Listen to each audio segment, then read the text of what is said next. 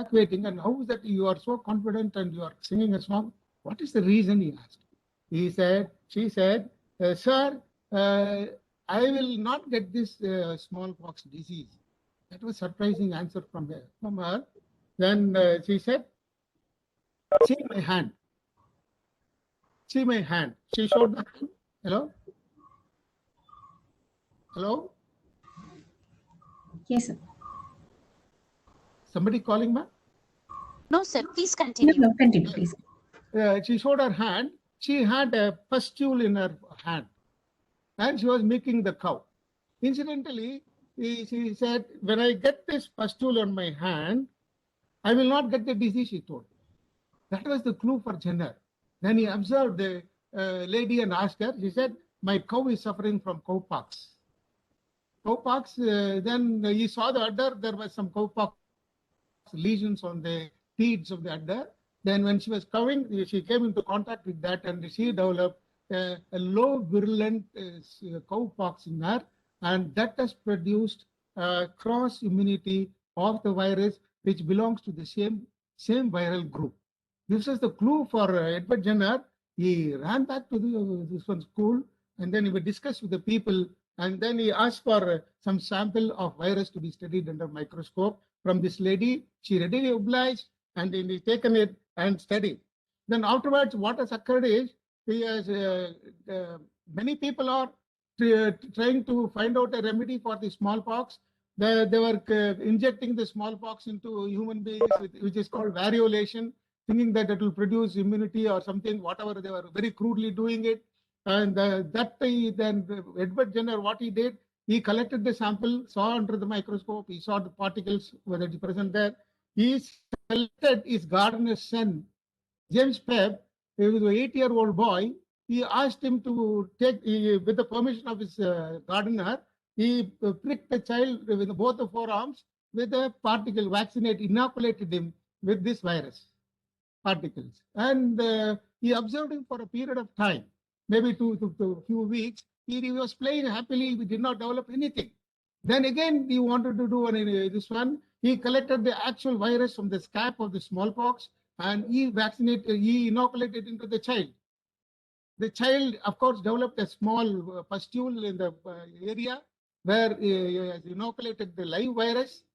Then, after some time, the child did not develop any symptoms of smallpox.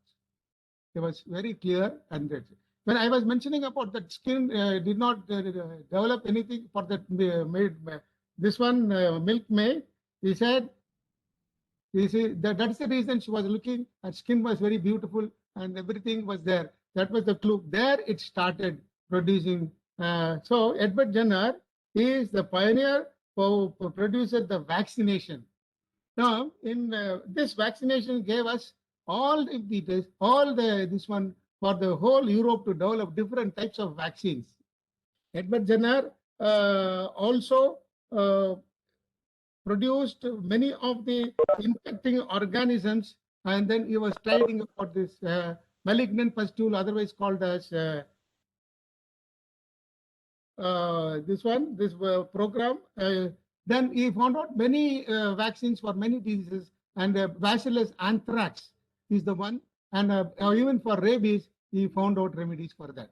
But the World Health Organization in the year 1970, by producing sophisticated smallpox vaccination, we now populated throughout the world, and the disease of smallpox as on today is out of the globe. It is eliminated from the globe. That is how the vaccination plays an important role in controlling any disease. Now, this one invention continued. Lord Lister, there is another person who was a surgeon in London. He was operating in a hospital.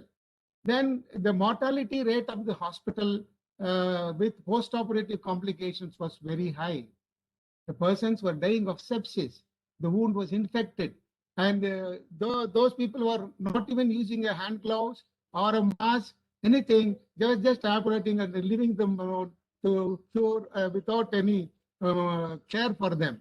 Then this one, Lister, what he did is he he was doing some innovative studies on the chemicals that is available, because he was simultaneously finding out the isomers of this carbolic acid. Carbolic acid, you found out, and then his studies were in different. History says that he was involved in many studies. This carbolic acid diluted, he started using for the wound cleaning. He thought, and the wound was really clean. And what he did is he kept a basin full of diluted carbolic acid in the before operating. He cleaned his hands and also cleaned the wound up before and after surgery, and the death rate and infection rate came down very much. So these are the people, those who contributed for the microorganisms that was present. Then the Pasteur, a French chemical microbiologist, he is the person who introduced pasteurization, and also he demonstrated that the fermentation is happening because of microorganisms. This is so important. Why we are today we successfully taken about four to five workable vaccines for COVID. That's why I'm giving the insight about this type of. The Louis Pasteur is a French chemist and microbiologist. Then he is the one who developed the principles of vaccination. Louis Pasteur, of course, from a rich family, his father was running a winery. Then some of these wineries, quality, some of the big winery, this one, they are treating, they got infected. And most of the wines prepared were gone into waste. Then they called this one Louis Pasteur to say that to save them from this type of things. So he studied the spoiled wine under the microscope and found out the microorganisms. The healthy yeast was destroyed, which was producing fermentation of the wine. So then he developed a process of heat killing the bacteria, whatever bacteria is present there, but that was not very successful. He heated too high and the wine was spoiled. So then he came into a process called as pasteurization. Pasteurization is increasing and boiling a particular material to be sterilized up to 60 degrees and brought down them to a very fast temperature lower and maintaining the boiling point at 60 degrees. And that is introduced as pasteurization. Today we are all enjoying our milk, pasteurized milk, all these things because of our innovation from the pasture. Then the third one is about Robert Koch.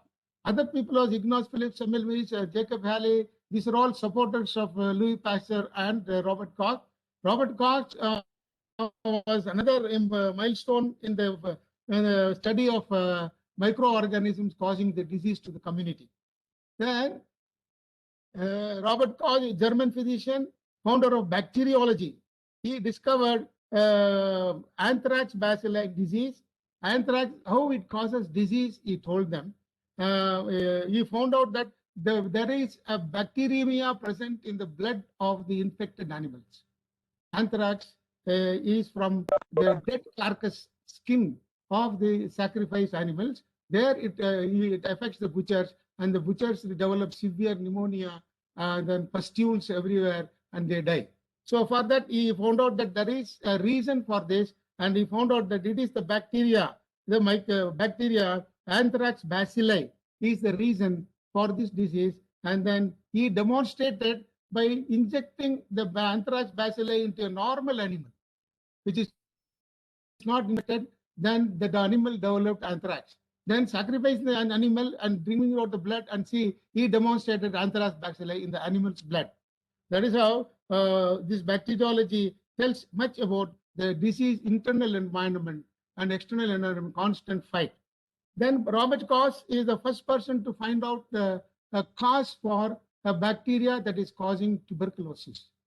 Tuberculosis is a bacilli which it's a slow divider, and it produces devastating pulmonary lesions, skin lesions, joint lesions, heart lesions everywhere, and causing tuberculosis. Tuberculosis is a severely devastating terminal disease those days. Then he found out that the Mycobacterium tuberculosis is the cause for causing this disease.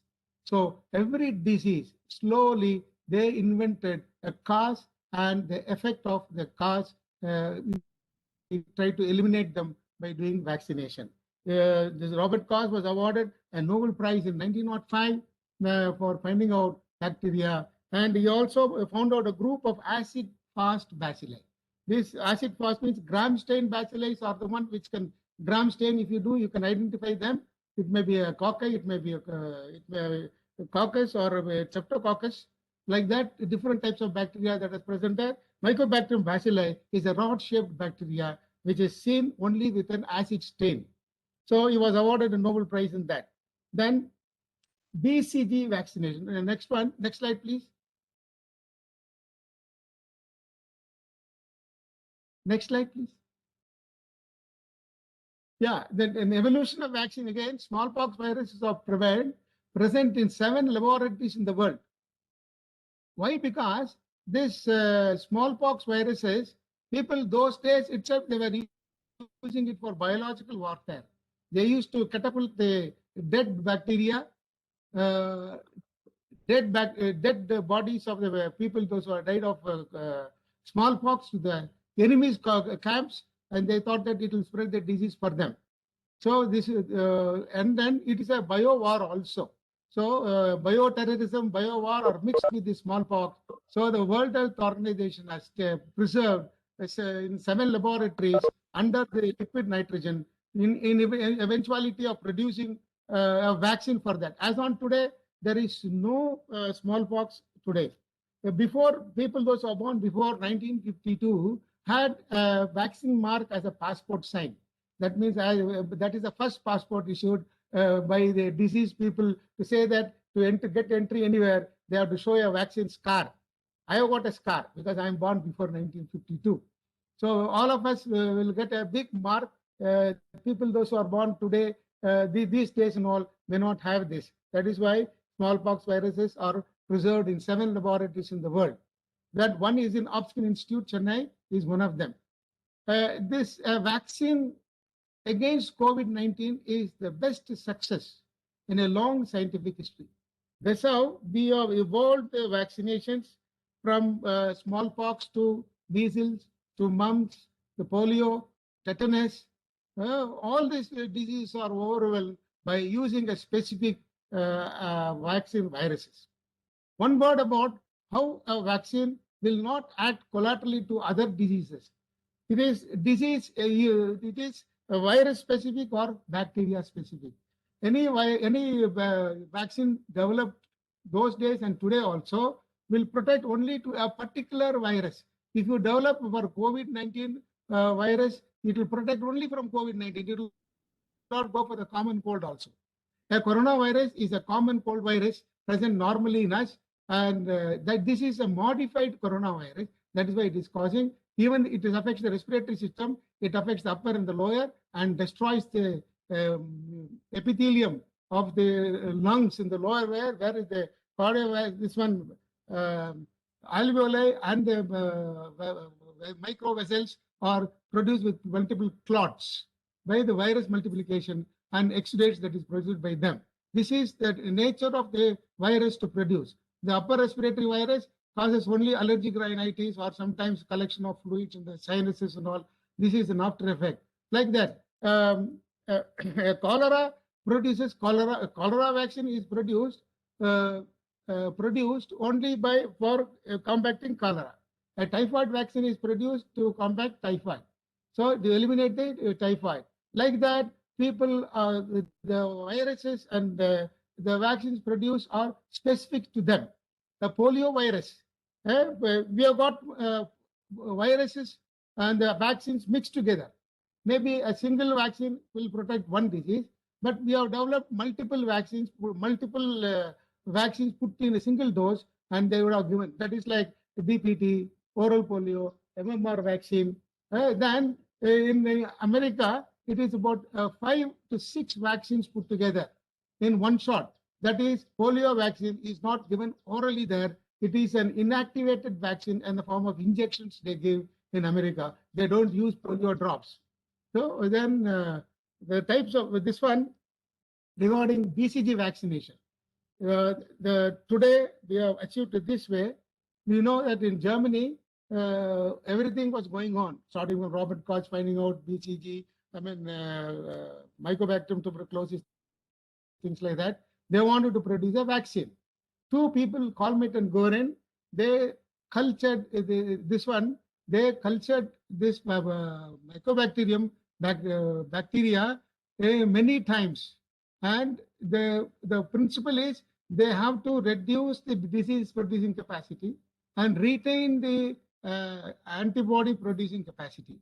That is the way the vaccine is acting. When a substance is injected into the body, it should evoke a response of producing antibodies, not the disease. So whenever subcultured bacteria are given to the human beings, it should not produce a disease. Like that, with their experiments with guinea pigs, Colmet and Guerin subcultured the Mycobacterium tuberculosis for consecutive 13 years. 13th year, they got a strain that which when given, it evokes a response of producing antibodies, not the disease. So that is how the name is given by for PCG vaccination as Colmet-Guerin bacilli vaccine. This is given at the time of birth, and then booster dose, because I will tell you what is booster dose and other things when you go for actual vaccine manufacturing. The booster dose is given at school going age and an age of 15 years. The BCG vaccine is collaterally used for many other cancers also. That is a different subject apart. Then types of vaccine.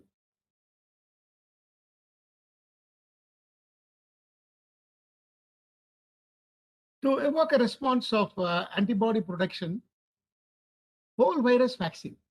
A whole virus vaccine was the first example of Edward Jenner using a bacteria, this one, a virus from the smallpox lesion. Smallpox lesion, luckily, because the first virus was there, which is a cowpox vaccine, which produces antibodies similar to them, the boy did not develop any disease by itself. But that practice, when a whole vaccine is given without immunizing them with a less virulent virus, the disease was occurring. So they developed this one method of half killing the virus, then deactivated virus. But deactivated virus, it retains the capacity to produce the antibodies, but the disease it will not occur. That this type of deactivated or viral vaccine is now produced in many of the things. That is, some of them are like the yellow fever, the typhus fever. Those things are all live vaccines that are going on, but they are all attenuated. Attenuated means off killed. Then another type of whole virus vaccine, deactivated virus. This is the materials of the virus like DNA, RNA are destroyed. But even after destroying that, the body recognizes them as a virus particle and produces antibodies. This is a more safer way of producing a inactivated viral vaccine. That is, whole virus is straight deactivated virus. Another is inactivated virus.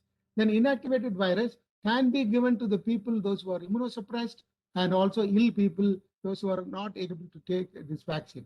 The other things and all, the disadvantage of whole virus, attenuated virus, you cannot be given to immunocompromised people. Then protein subunit vaccines. Many of the vaccines today produced are protein subunit vaccines. All of them that is produced in the COVID also, it is subunit vaccine. A subunit vaccine is taking the portion of the bacteria or the virus. For example, coronavirus contains the lipid coverage and also spike proteins. The spike proteins are specific. But some of this one, when they remove the spike protein and give it in the vectors. Vectors are cells that is present there. For example, the human vector is used for your Sputnik vaccine. But whereas in the Covishield vaccine, it is the proteins, that is spike proteins that are used to stimulate the immune response in the human body. The subunit vaccines are like that. Vector vaccine, another group of subunit vaccines are proteins or the lipid, this one, polysaccharides that is present on the surface of the bacteria injected into the humans, and they are produced antibodies inside. Then vector vaccine is something like Covishield vaccine. Covishield vaccine use the vector from chimpanzees. Chimpanzees contains adenoviruses similar to human adenovirus, and they are a weak form of virus which will not produce any disease. So they have selected that this one, injected the spike proteins into the human vector vaccine. Then they are injected to the human beings. They produce lot of this. They take the advantage from the human cells. They multiply the viral proteins inside, and then they produce a heavy amount of antibodies because this is easily compatible. There is no mutations occurring in vector vaccines. So there is no this one. There is no problem of being a real disease being produced. So this gives protections. So then I will tell about the other vaccine, nucleic acid vaccine. The nucleic acid vaccine, it contains either RNA vaccine or a DNA vaccine. See this again hijacking these nucleic acids into the human cells through a mechanism takes the help of the DNA of the human cells. They copy multiple times and they produce humongous amount of antigens.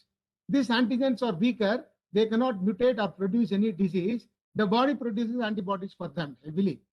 But nucleic acid vaccines are under the trial. They are not been given permission to use this nucleic acid as on today. Next slide, please. The whole virus vaccine is a weakened or deactivated form of pathogen that causes disease to trigger protective immune response to the virus. Then live attenuated vaccine, which I have explained last time, live attenuated vaccines are of killed viruses triggers an immune response. This is an example, rotavirus, MMR vaccine, NASA flu vaccine, shingles vaccine, chickenpox vaccine, all these things are live attenuated vaccine. Inactivated vaccines are viruses contains the virus genetic material destroyed by heat. Their destruction takes place by heat, chemical or radiation. They cannot infect the cells and replicate, but still they can trigger immune response. For example, yellow fever, measles, seasonal influenza, and hepatitis. Bacterial attenuated vaccine, BCG, which I already told you, it was cultured and subcultured for more than 13 years. When somebody say it is about 17, 18 years, but still bacterial attenuation has been achieved, and they are being given Nobel Prize for the BCG vaccination. Next, please. Most vaccines are subunit vaccines. They do not contain any whole bacteria or virus. Instead, these vaccines contain polysaccharides, proteins from the surface of the bacteria. Immune system recognize them as foreign and also as an antigen. This is enough to produce antibodies, and thus disease is eliminated. Next, please. Vaccines can be divided into a number of different types, but work on the same principle. Any vaccine given, the ultimate goal is to produce antibodies. And antibodies produced will, how long the efficacy will be there, how long the protection will be given, because this type of subunit vaccines, they require booster dose. Booster dose is with the T cells and B cells with an immunological memory and identify an antigen which enters inside. After some time, they produce antibodies very fast. But how long it will last? So it requires certain period to take the second dose or booster vaccine. This is to stimulate immune response to recognize a pathogen. Once the immune system has been trained to do this, and if the body is exposed to the pathogen, it will eliminate them. This is the principle of vaccination. Then immune system recognizes for pathogen or parts of the pathogen on the surface or inside the pathogen that are not normally present in the body. Anything that enters into the body are not present, and any surface antigen, surface proteins, say polysaccharides, proteins, and inside the genetic materials that is present there of the virus will be an antigen. So that is how the pathology, this pathogenesis evolves, and the body identifies them as pathogens and produce antibodies. Next.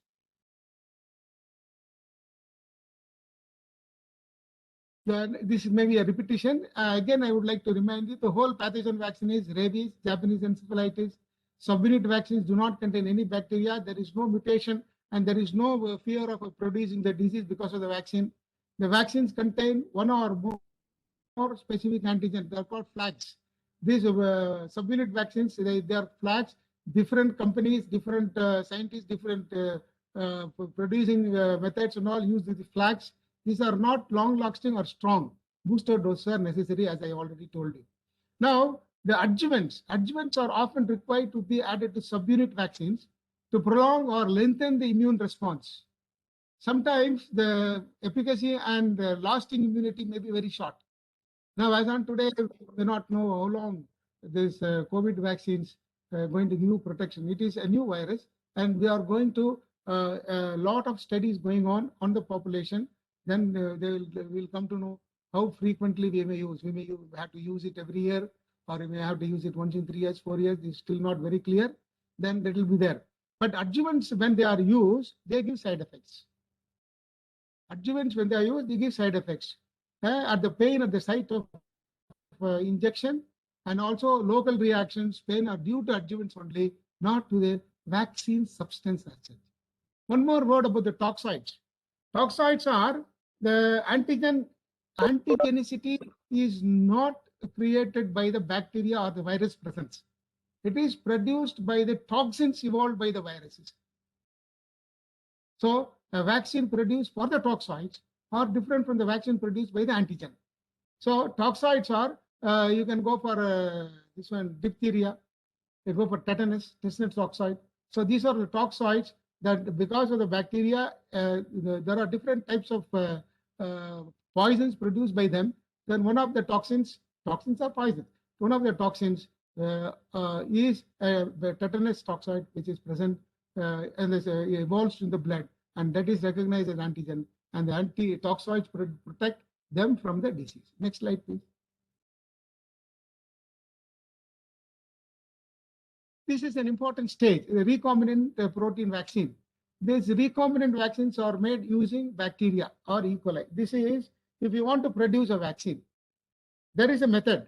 It cannot be produced by chemical mixing or anything. It should be by a live thing that should produce the antigens. Then that should be such a way that it should not produce the disease. So they have select recombinant vaccine technology. This antigens are injected into yeast cells. It has got the tremendous capacity to multiply itself in a fraction of a second into millions and millions and millions of copies. So yeast cell manufacture the vaccine. This is the method they use it. Otherwise, today we are having vaccines produced in all the countries. Everybody is receiving is because of the yeast cells and also the E. coli bacteria. And the E. coli bacteria are very useful because it's fast production. Whatever molecule you introduce, that molecule is divided in millions of times, and that will be the use for the humanity. So whatever they are using, with a vaccine, for example, even the drugs can be manufactured like that. We are using E. coli. That E. coli, even insulin, what we are using, insulin, human insulin. Human insulin component are injected into E. coli, they produce human insulin. Like that, this is a best method of producing a recombinant technology for production of vaccines. A small piece of DNA is taken from the virus or bacteria against which we want to produce and inserting it into the cell. Large scale production is achieved by this technology. Next, please. Then I think there is a repetition. Inactivated vaccine, bacteria, viruses which are killed or modified by cannot replicate. This is already told you. IPV inactivation polio vaccine, that is inactivated polio vaccine, is a part of the 1 in 6 vaccines in USA. Boosters are given for preschool and teenagers. Then pertussis in pregnant women also. Hepatitis A vaccine booster dose are given because the efficacy lasts after a period of time. So the immunological memory has to be stimulated. So they give booster dose. Next slide, please.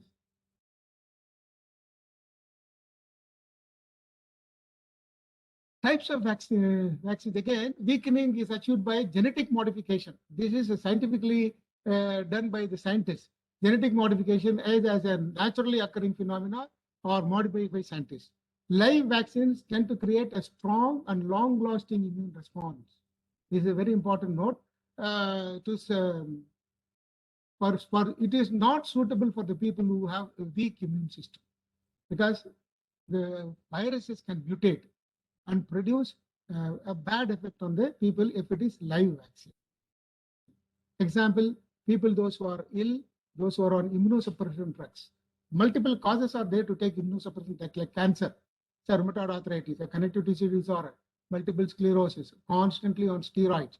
People those who are taking, they cannot take this the live vaccines. Next slide, please. Many conventional vaccines have whole viruses to trigger an immune response. Then we can form, I think, inactivated vaccines. Next slide, please.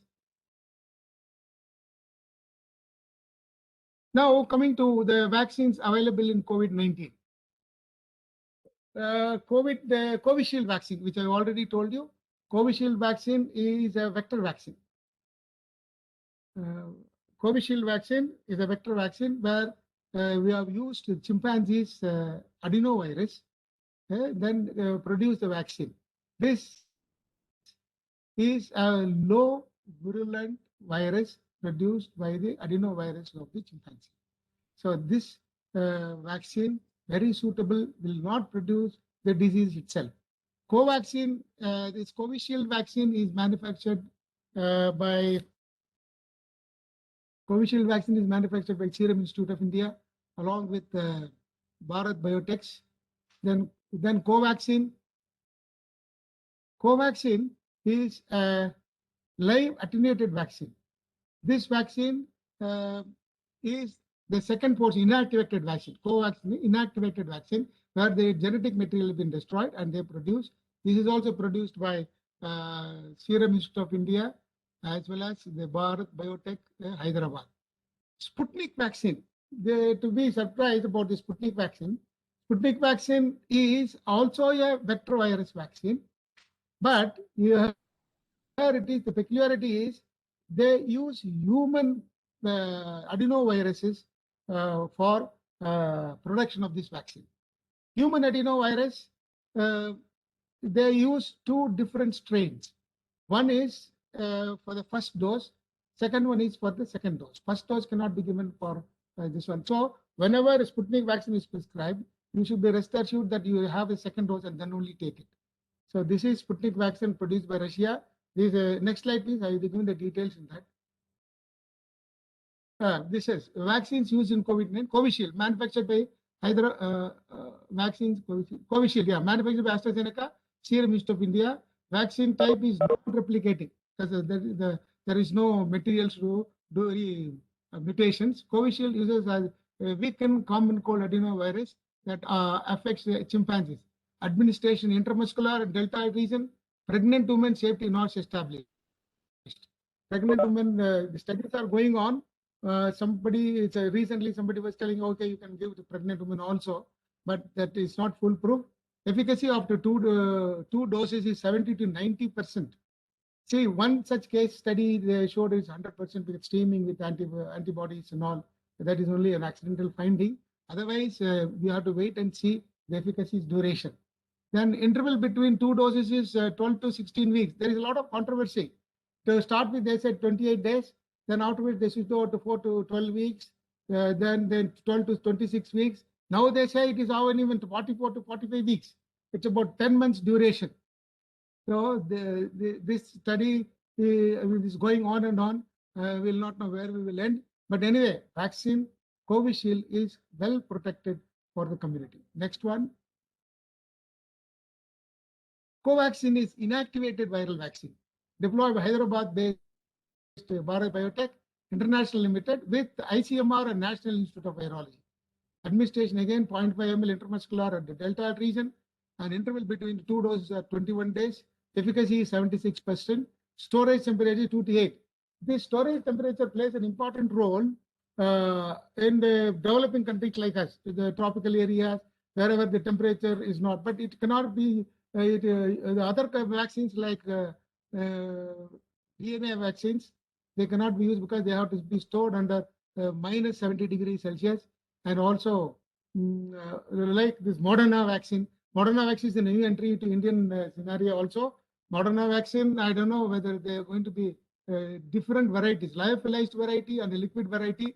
A liquid variety can be reconstituted before injection, and that can be stored at 2 to 80 degrees Celsius. Maybe perhaps that Moderna will come and give us relief. That is also one of the vaccines in the basket what we have. This one. Storage temperature is 2 to 8 degrees. Next.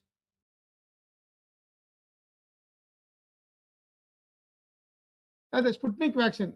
This is developed by Gamaleya Research Institute of Epidemiology and Microbiology for the prevention of COVID-19. It is a vector vaccine. It is a 2 doses vector vaccine using the similar platform of Covishield. Sputnik vaccine makes use of 2 different human adenoviruses. Efficacy is stunning. It is 91%. So to tell about this vaccine's evolution, this is the first vaccine registered for COVID. And then the Russian president took it by himself, Putin, and he gave it to his daughter also. There is a lot of criticism about this one because it has not crossed the 3rd stage of study. It has already been issued. 60 countries, they bought this vaccine at that time. But they had a big question mark. Afterwards, now it is proved it is one of the best vaccines available. The human vector for each dose is used. Different human vector vaccines are used, first and second dose, which I already told you. Now, I think I will complete the talk by expecting some questions from you.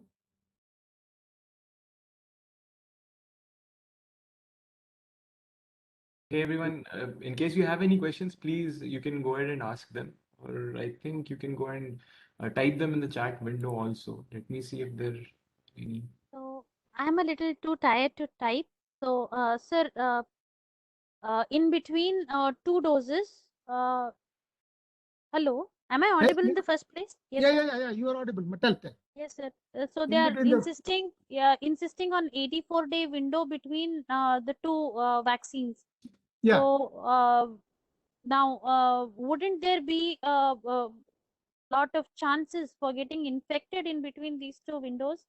I mean, No, yeah. One important point I would like to tell you: the vaccine is not a guarantee for infection. First vaccine, people can get COVID. Second vaccine, people can get COVID, but the severity of the disease will be very minimal because the system is already started producing antibodies.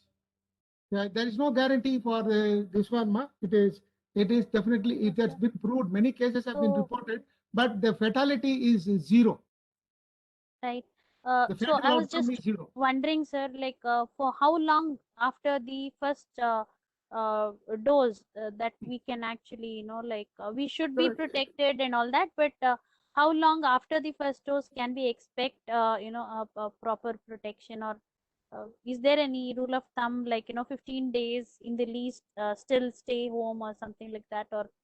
no. Actually, wearing the mask, maintaining the social distancing, hand washing, everything should be continued because this pandemic is coming with newer mutated variants like Delta variants. First one is Alpha, Beta, Gamma, and Delta. Now another variant has come as Delta Plus.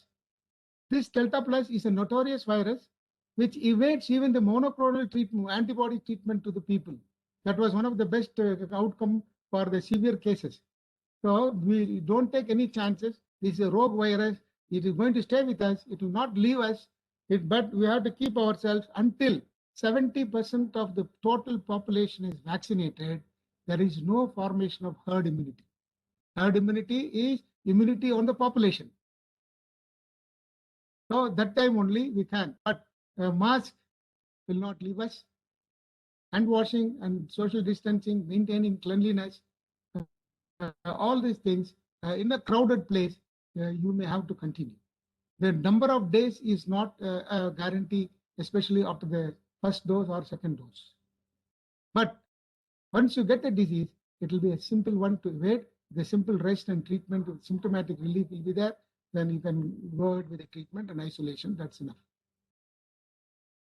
Did I answer your question? Yes, sir. Thank you. So I do not see any questions in the chat window. Aditya, do you? May I ask one Sir? question? Yeah, Can- please go ahead. Yeah, thank you, doctor. In fact, I have a couple of questions. The first one is, after the COVID infection, they say that the patient has developed some fibrosis of lungs. After the COVID infection, I mean, patient is out of COVID, but the Yeah. lung got fibrosis.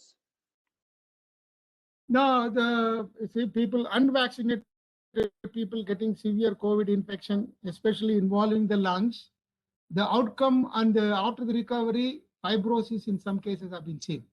Only when the lung involvement is there. If the lung involvement is there, that is a severe form of the disease. So once you come out of the disease, the residual lesions left on the lung may lead to fibrosis, but not with a vaccine. Vaccine will not give disease at all, and there is no question of fibrosis happening after. No, doctor, I think you mistook my question. It is after post vaccination, both the doses. In fact, my own father, he got positive, COVID positive, and After this one point, he got positive. Then he went through a treatment for COVID, and then he was hospitalized, and then post that, now they say he did have fibrosis of lungs because that was the level of infection he had. So he's got breathlessness, and that is there. So I was wondering that, I'm probably his age is I think that some of the vaccines, the efficacy is sometimes goes down. It all depends on the innate immunity present in the inside the body. Perhaps your father did not produce much of antibodies out of the infection, so the real infection has happened. Maybe the strain, did they find out what strain of bacteria? This one RT-PCR test showed whatever strain he had. Okay. Maybe because of the Delta variants and all, they can cause a serious disease, evading all the systems. I don't know, but you need your father diabetic and hypertensive. Yes. Yeah, Hypertension. that is, yeah. These comorbidities are the one which challenges the health of the people, especially this virus. It will not produce much of lesions in other people. The comorbid people, those who have got ischemic heart disease, diabetes, hypertension, they may have a chance of involving a severe form of pulmonary lesions, lung lesions. Yeah. So to that particular aspect is possible to be overcome through any medication. Yeah. Medications are there for pulmonary fibrosis. The pulmonologist will use so many medicines to reduce the effect of the pulmonary hypertension development. This initial stages itself, they can give. What's the age of your dad? 74, actually, doctor. Oh, 74. Of course, it can be managed. Okay. Thank you, doctor. One last question from my end. Yeah. When it is insisted, we all know that we have to wear mask, and we Yeah. have to continuously wear it the moment we step out of the house. Okay. Yeah. But then we are inhaling back the same, exhaled air. So many of us develop that itching in the throat and that uncomfortable feeling. So will that also lead to some kind of a health issue? So actually, wearing the mask and breathing your own air is definitely disadvantageous. The oxygen saturation will fall down, and also, of course, not very much when compared, because there will be entry of the air through above the nose and all, and exhale way it will go out because it is hot. Now, only thing is the concentration of oxygen may come down, but you will be avoiding the droplet infection that is close in the community, that is floating, that will be filtered by the mask if you properly use the mask. That itself cannot produce, it can prevent dangerous disease, but discomfort and throat dryness and all will be there. So what is the remedy is just keep drinking little hot water, gargle as you reach home. There is one Covishield spray is available, an antiviral spray. After coming from outside, just spray your throat with a Covishield spray. Before going to bed also, you can do that Covishield spray, which will give much relief about the foreign bodies, in this one, irritation, itching, things like that. Thank you for answering my question. Can I ask question, Shila? Yeah. Yes, sir.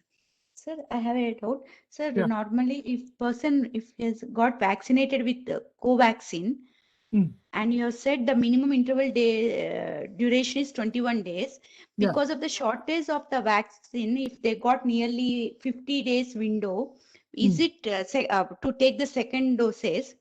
Hmm. Then what will be the status of those people, sir? But there is a long study going on in the community regarding the vaccine duration and intervals. As the interval increases, Yes, there sir. is a study saying that the antibody production is improving.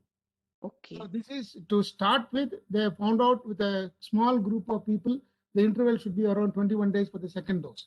But as on the days goes on, the study proves that the antibody quality and the quantity produced by this initial vaccine is increasing as the days advance. So you need not worry, ma. You can just take even after the window period of 50 days or something like that. You can definitely go ahead and take the second vaccine. Thank you, sir. And one more Yeah. simple Please, question. please. Sir, Covaxin is best or Covishield is best, sir, among these two? But all the vaccines, their main thing is to produce antibodies.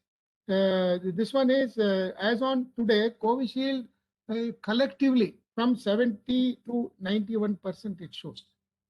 Covaxin is also similarly 76% to 90 it shows. Okay. There is no specific fixed standard as on today to tell that this is the duration it gives protection. So you can, if any of this vaccine is available, please grab it. Yeah. But if you get Thank Sputnik vaccine, it is nothing like that. Okay, sir. Yeah. But only Thank you, thing is disadvantage Sputnik vaccine is you should ensure that your second dose is reserved. Fine, sir. Okay. So the last question is, you just now you're mentioning about Covishield spray. Yeah. Is any age limit is there, sir? Any like Everybody, above? children, everybody. This is a general antiviral clearance in the throat. Okay, sir. Okay. Anybody, children also can take, the elderly people can take, everybody. Visual spray. Yes, sir. Thank you, sir. Yeah. Do we have any more questions?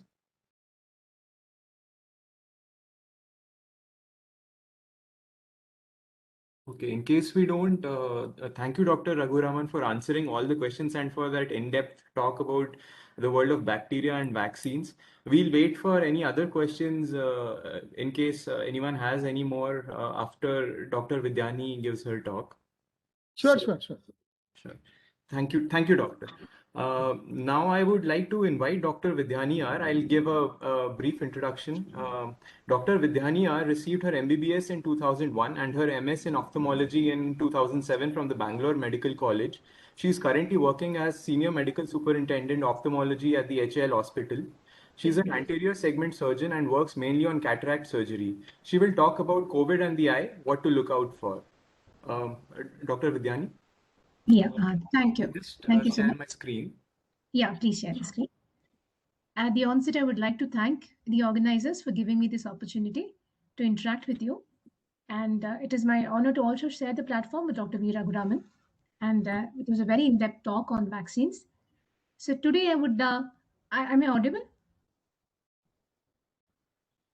Hello? Yes, ma'am. Yeah. You're So not I on this think, video. yeah. COVID and the eye, it's there. Yes.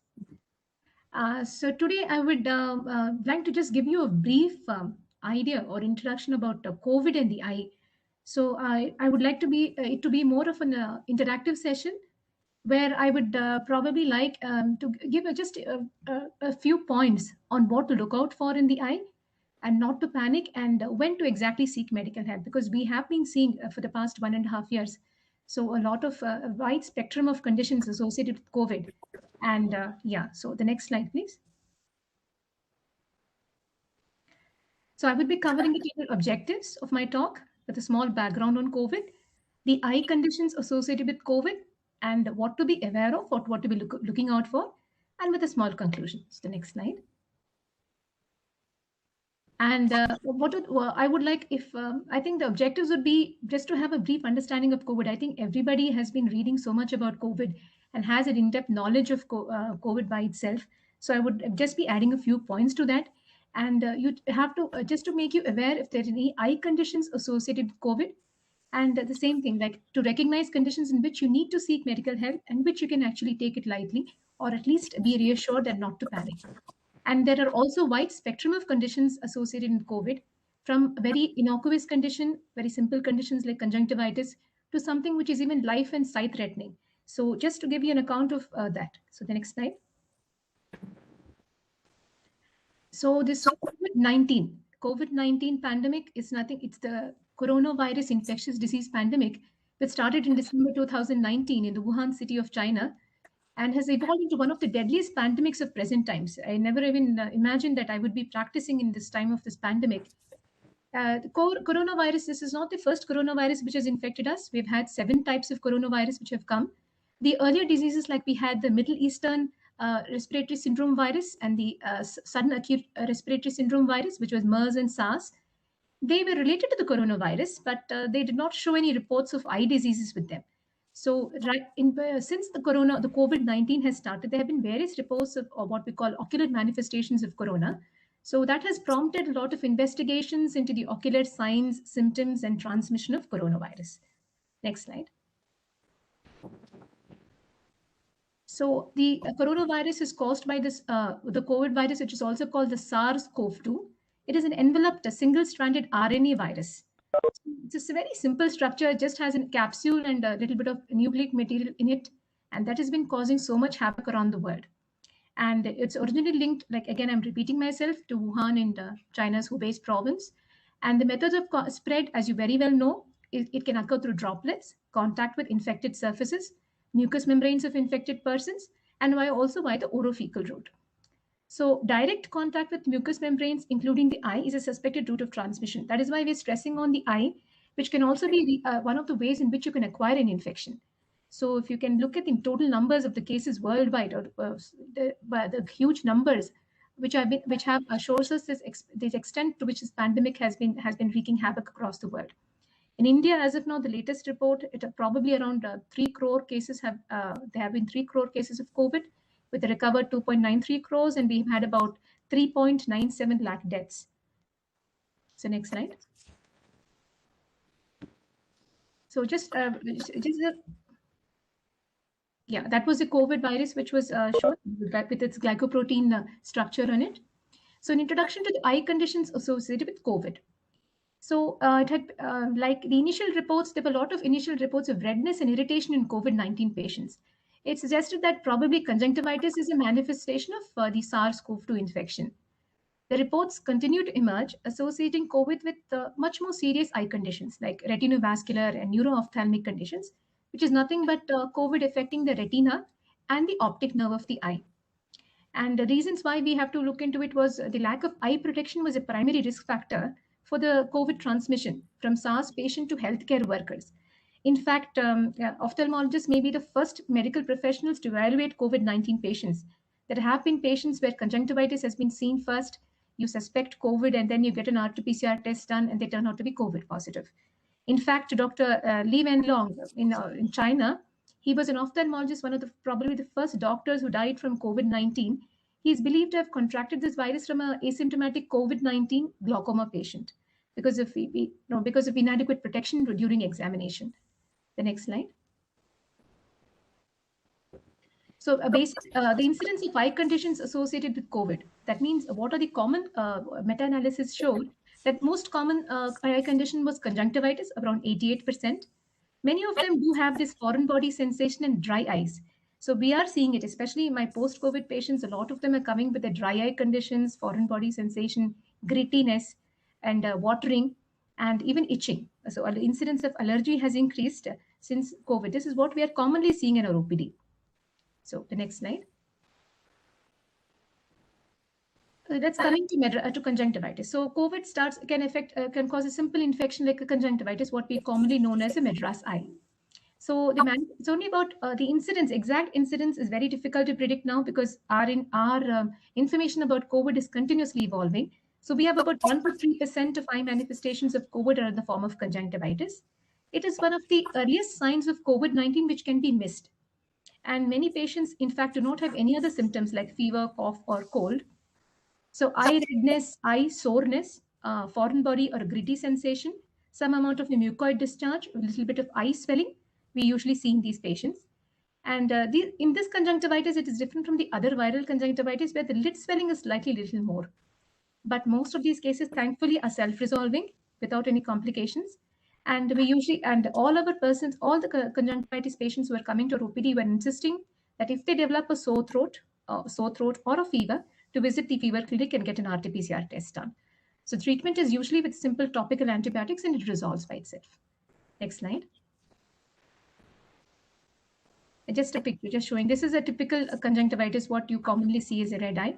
Many patients do panic and come with a red eye, in the context of the present mucormycosis, which is there. But this is a typical red eye, whereas congestion around the outer parts of the eye and a little bit of an eye swelling. Next slide, please. And we also have incidents of what we call as episcleritis. I wouldn't like to go much into this, into a very medical terms. It's nothing but an inflammation of the coats of the eye, what we have the outer layers of the eye. It looks like conjunctivitis, a little bit redness, but this redness is a little deeper, of a deeper red, and there's some amount of pain associated with it. Conjunctivitis is usually not, doesn't have any pain. They usually have a foreign body sensation. But this sort of an episcleritis or a deep redness with a little bit of pain, especially in persons with rheumatoid arthritis and features, this also has been seen in COVID. We are seeing quite a number of them in our OPD. This also thankfully self-resolving. Next slide. Another, not just showing you a picture of, we have a chamber of the eye. It's basically an inflammation of the eye can also occur in COVID patients, meaning that it is not an infection, but an irritation of the eye tissues. So we call it an uveitis in the sense, or we can other words say a simple irritation of the eye tissue.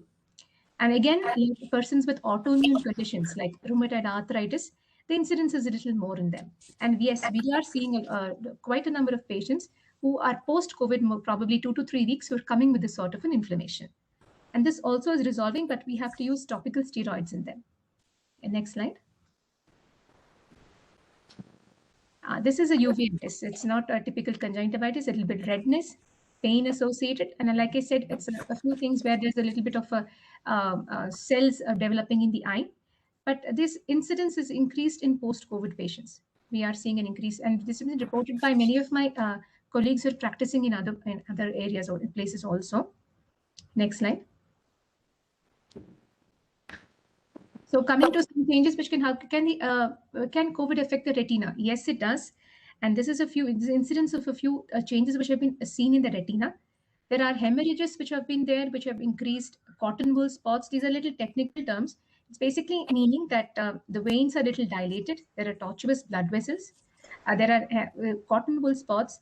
Basically, COVID virus has a tendency to increase the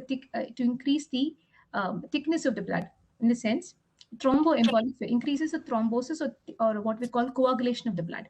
So same features will show up in the retina also. So since it affects smaller blood vessels and the retinal vessels are a very small caliber, it tends to affect them also. And we do pick up these changes in the retina. We have been seeing quite a few cases. Next slide.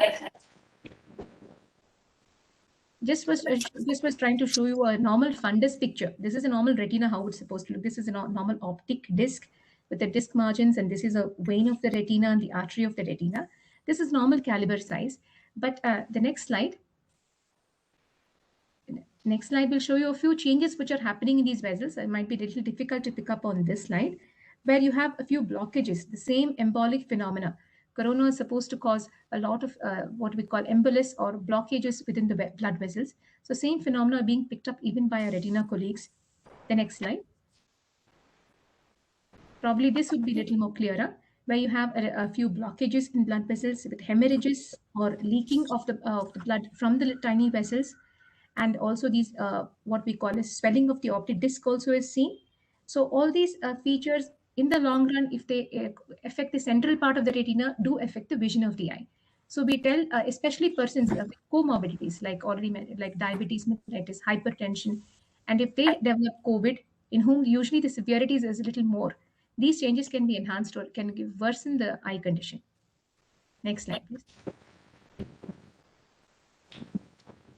So what you need to look out for if you're a patient of COVID or a recent infection of COVID, probably within about 6 weeks of infection of COVID, with a sudden loss of vision, or you're not able to see a particular area in your field of vision, and you have to be aware of that because it can be retinal arterial occlusion. So there have been cases of arterial occlusion and sudden loss of vision which have happened. But the reason it's important to seek medical help immediately is because these changes are irreversible and can cause a permanent loss of vision. So it's important that you do visit especially in the context of having a COVID infection, or having suffered even sometimes asymptomatically also, you need to seek medical help. The risk factors the reasons why they are caused is because of hypoxia, again related to COVID, where there's reduced oxygenation to the retina also, because of the pneumonia which is there due to COVID. And like I already said, increased blood coagulation. COVID has a tendency to thicken the blood and probably occlude blood vessels. And the small blood vessels in the retina are affected more. Like we have the retinal artery, the vein, and the ophthalmic artery. The problem with these vessels they are end vessels, and they do not have accessory or helping vessels will not develop if they get blocked. And so they can cause irreversible loss of vision. So that is the main reason why patient has to seek help in the condition of loss of vision or sudden painless loss of vision if they're experiencing. So you always remember the red signs of blurred vision, double vision, reduction of field of vision. These are important points to keep in mind. The next slide. So optic nerve changes in COVID. Like I said, the optic nerve, which conveys all your impulses from the retina to the brain, can also be affected by COVID. So neurological manifestations of COVID are varied and span the course of infection through the recovery phase also. So up to about 6 weeks or so, there is still there can be COVID infections which happen, or eye infections which happen because of COVID. Next slide. Next slide, please. So this is, I just wanted to stress, if you could make out, this is a normal optic nerve in the retina. This is a retinal fundus picture what we take. And this is a nicely pink optic nerve with a well-defined margin. And this is the same where we have an optic neuritis, or nothing but inflammation of the optic nerve, where the disc margins are blurred.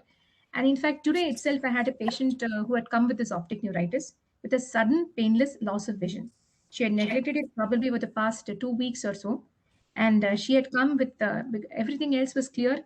And she had a history of COVID about 4 weeks back. So we've sent her for an evaluation.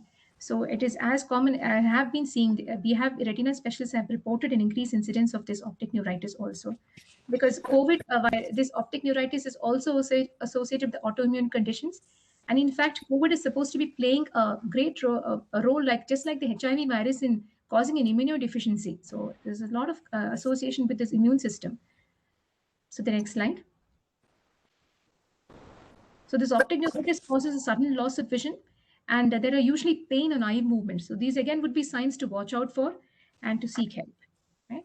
So next slide.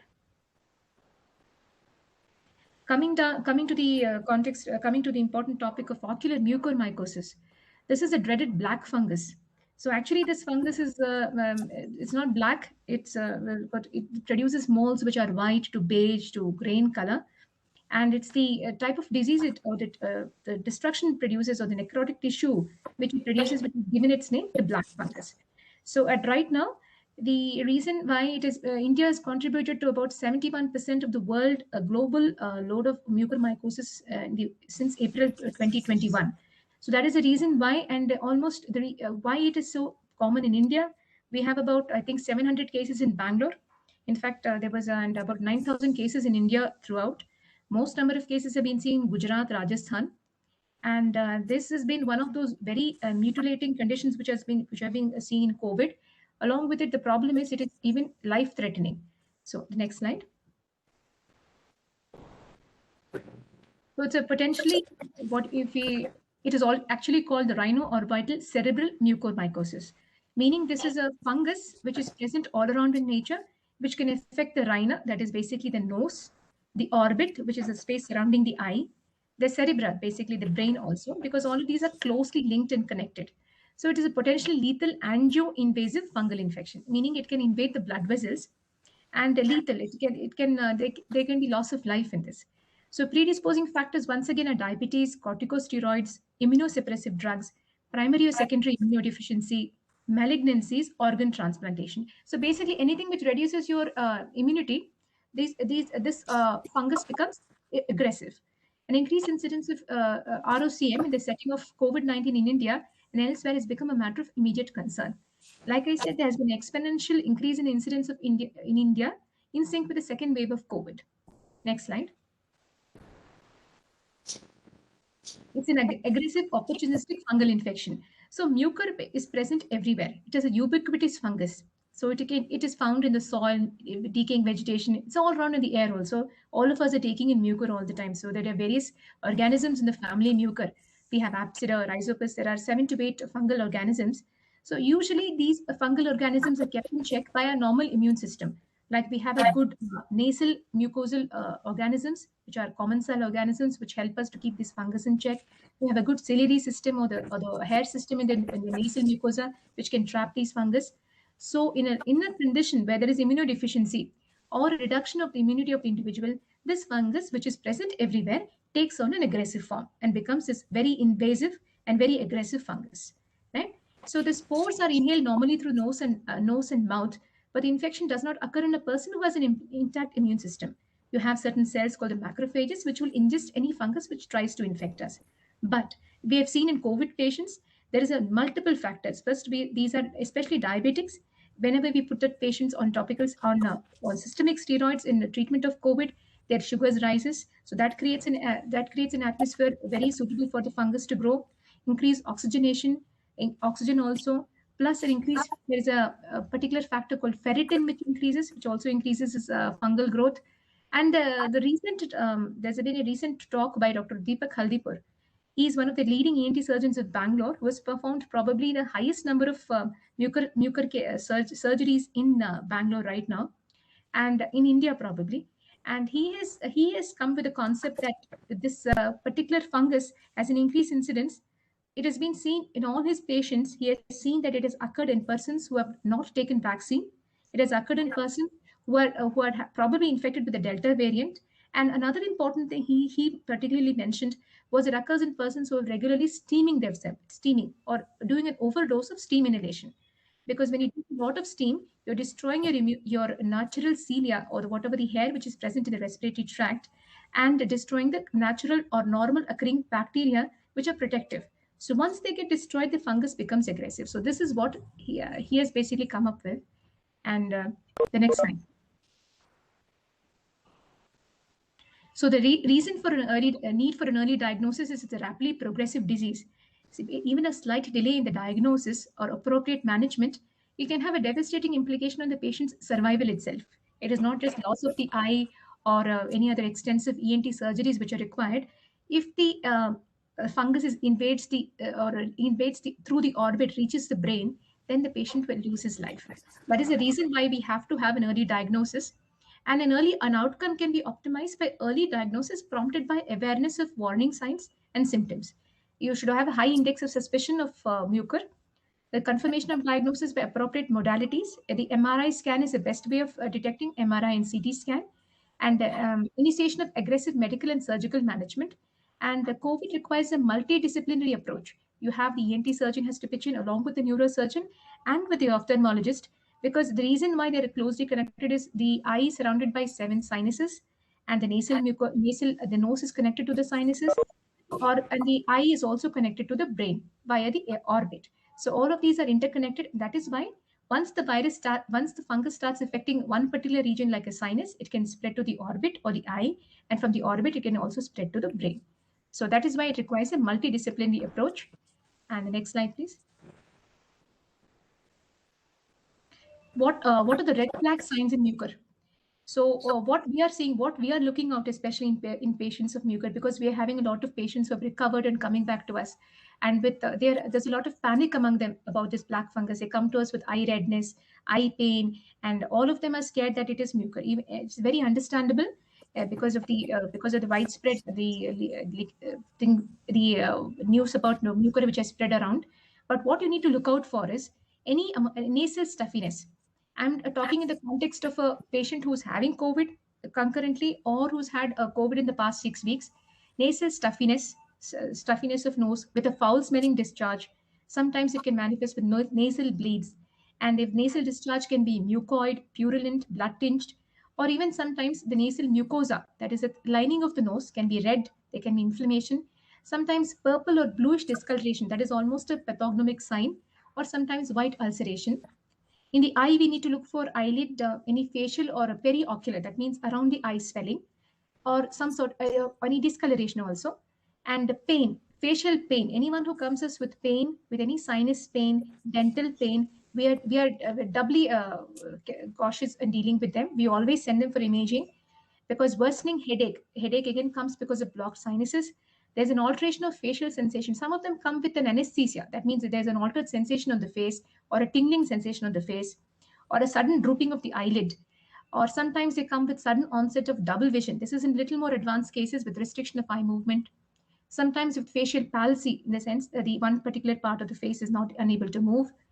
And also can be associated with fever, altered sensorium. This is in a little later stages, where they come with if the mucor has entered or reached the cerebrum or the brain, they can come with an altered sensorium or a change of consciousness, paralysis, and even focal seizures or epilepsy. So next slide, please. Just a few slides. I'm not putting in much of graphic slides here. So this is a classical case of post-COVID mucormycosis, where there was a lid swelling, lid swelling, redness, watering, and these are the telltale signs. But these require extensive treatment. The loss of eye is inevitable, but in these cases, we'd consider it more as life-saving rather than eyesight saving. So these, and they also require long 4 to 6 weeks of amphotericin B treatment. I've not gone much into treatment part of mucor. Next slide, please. Just again, a few tales to pick up on. These are cases where they've come with the classic COVID, with these classical eyelid, the facial swelling, eyelid swelling, cheek swelling, and you can observe in his eyes, when this eye is moving, this eye is a little frozen, because again, all the muscles also get invaded by fungus, restricting eye movement. The next slide.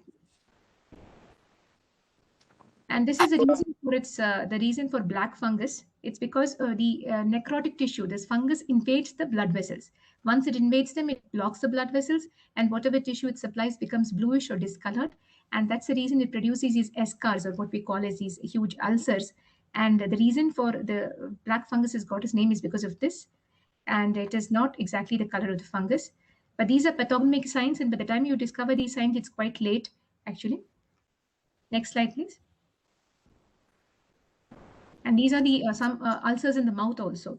These are also actual pathognomic signs, where these are actual necrotic tissues which have developed because of these fungus invasion. The next slide. So just a few points, there are many other points to stress on. So COVID can affect the eye. Yes, it's wide spectrum of involvement. You have relatively harmless conjunctivitis to the sight-threatening mucor. So you need to recognize it early and seek timely treatment. Do not hesitate to seek medical help, even if you have the slightest doubt. We have a lot of patients coming to the OPD, and we do understand that there's the panic, and we always reassure them. But even with the slightest doubt or anything, we go ahead and do appropriate imaging, because then the risk, we're not prepared to take the risk regarding the life of the patient. And once again, I wanted to stress on mucor. That's what, as Dr. Deepak Haldipur said, vaccination is very, very important, and determination. And in fact, he's had patients who have come, even 20-year-olds, who have not even had COVID infections, and who have stayed at home and who have developed this mucor. But the infection is always there, he says, in all the patients. They may not be manifesting the symptoms, but all their COVID tests always come out positive. And he says excessive steam inhalation is one of the reasons. So that is something which you can avoid. And yeah, I would be definitely welcoming any questions if you have. Thank you. Thank you.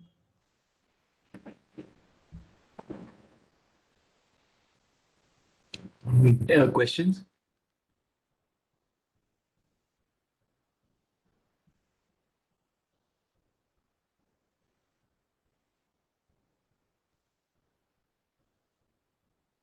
No questions, I guess. We'll wait for a few minutes. I guess if you have any Yes, sir. questions for Dr. Raghuraman and Dr. Vidyani, you can probably either ask them or you can type them in the chat window. Hello, sir. I have a question with the Dr. Raghurami, madam. Hello. Hello. Am Yes. I audible? Hello. Yes, Hari, you're audible. Yes, madam. Yeah, madam. Normally, to protect ourselves, we are wearing mask. So, what are the best method of protecting our eyes when we go out? Yeah, and that is see, best method is use what we call a dust protection or wind protection glass or a face shield. If a face shield is little difficult for most people to use, so we would advocate if you're going in public places. Now you have these dust protection glasses. They will help you. They're covered all around, and they give you any protection from droplets also. So they look like, and now they have come up. There is a combination. If you've seen, I've seen few of my patients wearing it also, glass along with a shield combined. So that gives you a protection even in front of the face also. So that's important, and especially in our setting when we are examining patients, we need to take a lot of precaution because even and avoid touching the eye as much as possible. That will be an advice because even unknowingly many people have the habit of touching your eyes. You never know where your hands have touched, so make sure before you touch your face, come back home, first wash your hands. That would be a good thing to follow. Yeah, thank you. Yeah.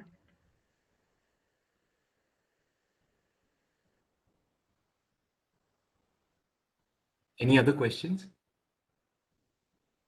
Sir, I have one more question to Raghuraman, sir. Is it there?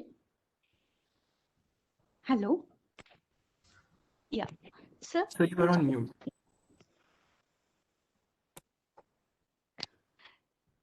can I ask, sir?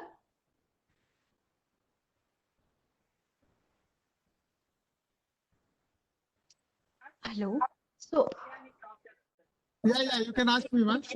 yes, sir. Sir, already for one person, if already was he or she was vaccinated, again, is there any chance to get it vaccinated with new vaccinations? Because we are seeing that Pfizer and other vaccinations are coming with more accuracy and accuracy, no, sir? Is it like, can we take any other upcoming good vaccine? No, actually, once you have completed your course of vaccine, taking one and booster dose also, you need not take it unless it has been advised by the WHO. Fine, So sir. if you take Covaxin, you need not go for the second dose as per Covishield. Like that, it should not be combined.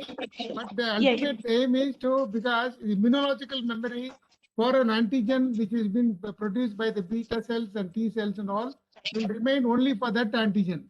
Again, you give another antigen in a different form like a spike protein or this one like polysaccharides and all. They will have a different type of vaccine, the antibody protection. Better to go for the same type of vaccine. You need not to go and take alternate second dose, any other supplement dose for a better protection. Just don't do that. Okay, sir. Yeah. Thank you, sir. Yeah. Sir, one more question. How Yes. long the effects will be there in our body once we take a vaccine? Now, once we take a vaccine, roughly they say about 11 months to 1 year.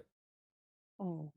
No, but this is as on today, but we don't know exactly until the whole this one process completes and the study on the population continues.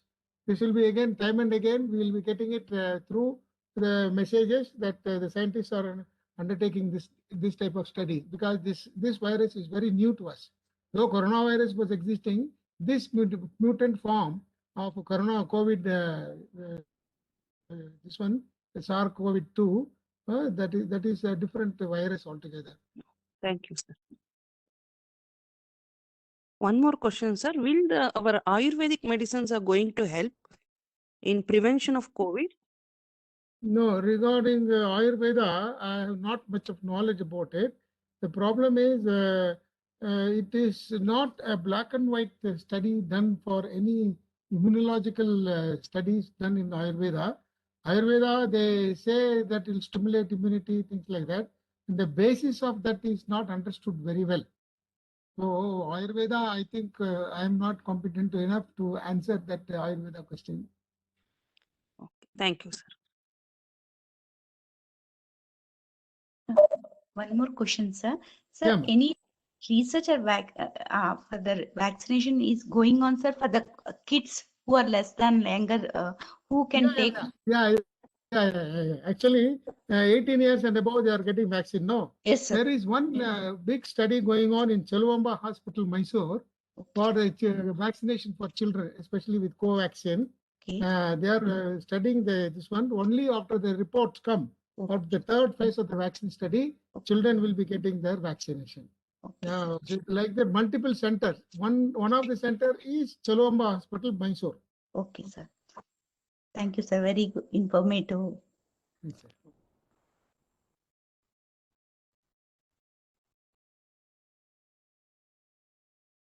Ashwini ma'am has a question, sir. So steam inhalations aren't to be done. So she's asking if steam inhalations do they cause any problem? Yeah. Just now, doctor was telling about excessive inhalation and all will cause this spoil this one cilia, natural cilia present in the nasal mucosa, and the respiratory passage and all will be destroyed. The entry of the mucor fungus will be very easy. So over enthusiastic inhalations, adding some chemical substances to the hot water with steam and all are detrimental to the respiratory passage. Better not to take much of inhalations unless it is warranted. See, simple disease, this mild to moderate COVID disease is curable and self-limiting.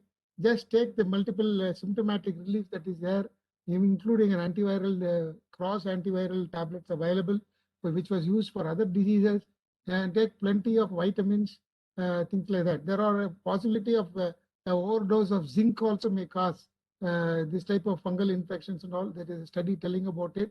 So not over enthusiastically, you cannot. Just keep your regular hand washing. Don't touch your face frequently. Then hand washing and face washing, including the soap when you come outside. When you come outside, you splash your eyes also with water. Don't touch the eyes. Just splash your eyes with water, not hot water. Just a few times, so that whatever surface the particles that is there present, they'll be washed away. That also should not be done over enthusiastically. Again, limited amounts. Whenever you go outside and come. Regarding the throat, I have already told you about Covishield spray. Covax is this one spray that can be used. Thank you, sir. In case there are no other questions, I would like to invite Dr. Bindu Thomas, who is the chair of the IEEE Mysore subsection, to talk about IEEE and the Mysore subsection and encourage the attendees to join the organization. Ma'am? Bindu, ma'am? Yeah. Thank you very much, Abhi. In fact, I must thank Dr. Anandi, the chair of WIE, Bangalore Women in Engineering, Bangalore Chapter Affinity Group. Indeed, being a part of this group itself is a great opportunity for us to network. I'm also privileged to be a part of the Mysore subsection as a founding chair. So this also has been a great experience. Quickly to tell about, firstly, the talk that happened. I'm really thankful to doctors here who have given us so much insight about how we can take care of our health and what we can expect in case of the epidemic, the pandemic that is going on, and what we should look out for to be safe, and also share the same to our family members and take care of them as well. There's so much of information starting from Dr. Raghuraman mentioning about how the vaccine originated and how it was tested with the milkmaid story and things like that. So we did learn about all this in our biology in the school days, but as engineers, when we grow out of that, we don't get an opportunity to learn more in depth. But thank you so much, doctor, for giving us complete detail about what the vaccine does, how it works within our system, and how useful it is to be vaccinated. Also, I thank Dr.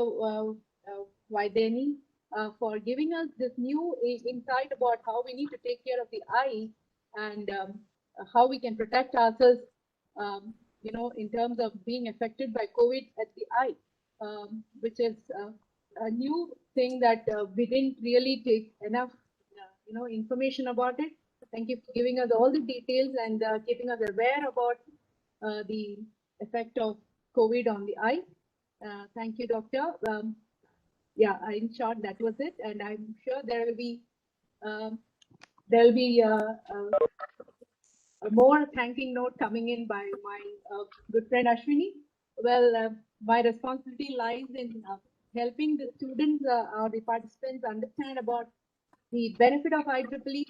I can tell you that IEEE is a forum where you get an opportunity to network with the finest of the mind. If you are in the lookout for having a network or having an opportunity to learn and build your skills, uh, you know, build teams, work in various capacities as a volunteer, then it is IEEE. And I don't think there is any substitute for this at this point in time, because the network is so huge and it is filled with the best of the minds, may it be the industry, may it be the researchers, may it be the faculties or the students who are collaborating on this platform. So if you are looking forward for submitting your papers, you have the best of the conferences. If you're looking forward for, putting out your achievements and being awarded or recognized, this is the platform. If you're looking out for building certification, this is the platform. And if you want to be having a very deep network with the women contributing in the research, engineering, and for the society in general, this is the network. So in short, be a part of WI, which is a default opportunity for you when you register as a student member. So I welcome each and every member here to join the WIE as you join the IEEE, because do not miss that opportunity, because there is no fee for being a part of the Women in Engineering, and I love being a part of it. And I must say, I have the best of the, very compassionate team of members who have been a great support, and that's how our learning goes day in and day out. Thank you once again, Anandi ma'am. Thank you, doctors, for inviting, giving us so much of information and loads of, I must say, knowledge, which has come through your presentation. Thank you so much, Doctor. Thank you once again. Thank you, Adi. That's it from me. Thank you, ma'am. Are you able to hear me? Yes, you're audible. So, yeah, thank you, ma'am. So, I would now like to invite Dr. Prabha Reddy, who is the Joint Secretary of the IEEE Mysore subsection, to deliver the vote of thanks. Ma'am, are you online?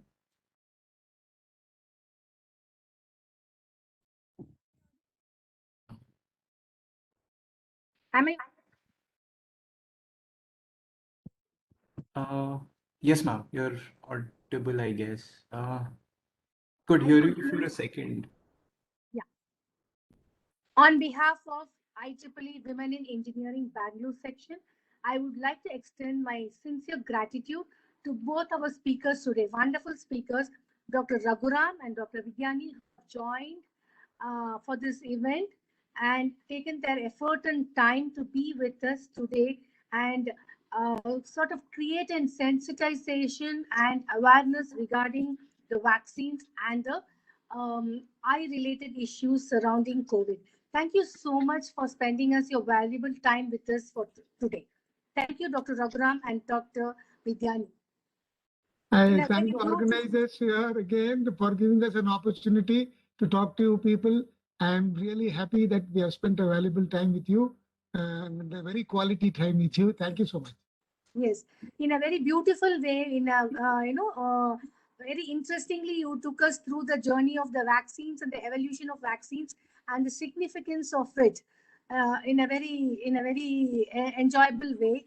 And ma'am, you basically spoke about the eye, which we sometimes do not, take it too seriously, like, what can go wrong. And, that was a wonderful eye-opening thing, what you spoke about the ways in which we have to protect our eyes. And in the present world, ignorance is no longer a bliss, and we need to make sure that we are observant around us and make sure we protect ourselves and sort of be socially responsible in whatever protocols we follow towards growing. Thank you so much for spending your time with us. And my sincere thanks to all the participants who have taken their time to join this meet and be a part of this program and providing us the encouragement, getting such programs, to make us, more be enthusiastic towards conducting similar programs in future too. Thank you so much. And my next thanks goes to the organizing team behind this workshop, who have been a part of, right from starting with the flyer to hosting this event. My big thank you to one and all. Thank you so much. Over to you, Aditya. Thank you, ma'am. I would now like to invite Anandi ma'am, who is the chair of the IEEE Women in Engineering Affinity Group Bangalore section, to conclude our proceedings for the evening. Ma'am. Thank you, Aditya. Thank you, Dr. Thank you, Dr. Bindu. And good evening to all.